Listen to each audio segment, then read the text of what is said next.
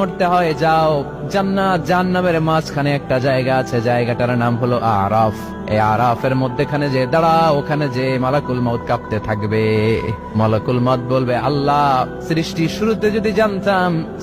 শুরুতে যদি জানতাম সবাইকে মৃত্যুদান করার পরে রূহ কবজ করার পরে আমাকেও মরতে হবে, তাহলে এই কঠিন দায়িত্বের ব্যাপারে আপনার কাছে ক্ষমা চাইতাম। আজকে আমারও যে ভাগ্য বরণ করে নিতে হবে সৃষ্টির শুরুতে, আমি এটা কল্পনাই করতে পারি নাই। আল্লাহ বলবেন, নো টক, মুত ইয়া মালাকাল মাউত, মরে যা, মরে যাও। বলার সাথে সাথে মালাকুল মাউত এক বিকট চিৎকার হাঁকিয়ে মরে যাবে। মালাকুল মাউতের চিৎকারটা সেদিন এত ভয়ঙ্কর হবে, বিষ্ণু ইসা ইসলাম বলেন, ওই চিৎকারের আওয়াজ যদি পৃথিবীর মানুষেরা কান দিয়ে শুনতে পেত, তাহলে কিয়ামত সংগঠিত হওয়ার জন্য আলাদা করে ইসরাফিলের সিঙ্গার প্রয়োজন হতো না।